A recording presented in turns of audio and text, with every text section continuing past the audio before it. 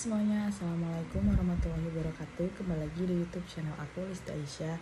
Di video kali ini saya akan membahas materi tentang teori akuntansi, yaitu packing order theory. So, tanpa berlama-lama, mari kita lanjut ke video selanjutnya. Packing order theory. Menurut Puji Astuti dan Swat Husnan dalam Tunisa 2016, packing order theory adalah urutan sumber pendanaan dari internal atau laba ditahan dan eksternal atau penerbitan ekuitas baru. Teori ini menjelaskan keputusan pendanaan yang diambil oleh perusahaan. Packing order theory menjelaskan mengapa perusahaan-perusahaan yang profitable umumnya meminjam dalam jumlah yang sedikit. Hal tersebut bukan disebabkan karena mempunyai target debt ratio yang rendah, tetapi karena memerlukan pendanaan dari luar yang sedikit. Perusahaan yang kurang profitable akan cenderung mempunyai hutang yang lebih besar karena dua alasan. Yang pertama, dana yang tidak cukup, dan hutang merupakan sumber dana yang lebih disukai, menurut Indriani 2017.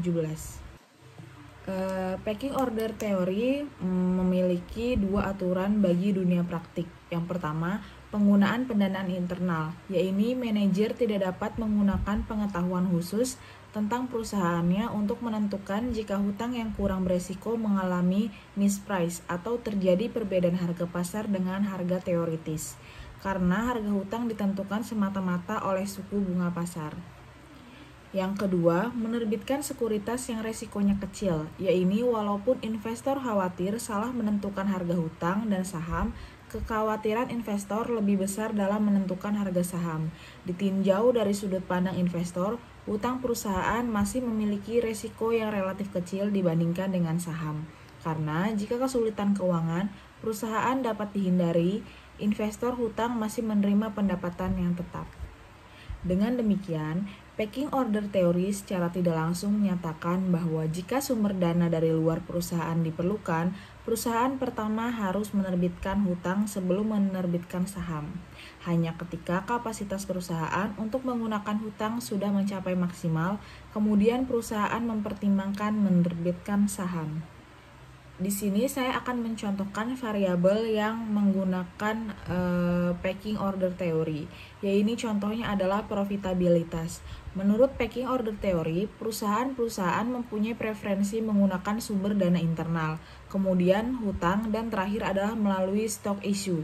Dengan menggunakan teori ini, maka semakin tinggi suatu profit perusahaan, maka hutangnya atau leverage-nya akan semakin rendah. Hubungan ini juga dijelaskan dalam Harris dan juga Rafif 1991 dan Rajan Zingales 1995. Dalam kerangka model trade-off teori, perusahaan-perusahaan yang mempunyai laba yang besar cenderung akan meminjam karena adanya benefit berupa tax shield. Semakin tinggi laba, semakin kredibel perusahaan tersebut untuk mendapatkan pinjaman. Menurut Gaut et al. 2005. Menunjukkan bahwa dalam jangka pendek, perusahaan umumnya menunjukkan packing order theory behavior dan dalam jangka panjang menunjukkan trade-off framework. Baik, terima kasih. Demikian pemberian materi yang dapat saya sampaikan. Apabila ada kesalahan dalam penulisan maupun pembacaan, saya mohon maaf. Video ini saya buat untuk melengkapi tugas mata kuliah teori akuntansi kelas 6 Shift 3 dengan dosen pembimbing bernama Bapak Ari Eka Sandi. Baik teman-teman, sampai jumpa di video selanjutnya. Wassalamualaikum warahmatullahi wabarakatuh.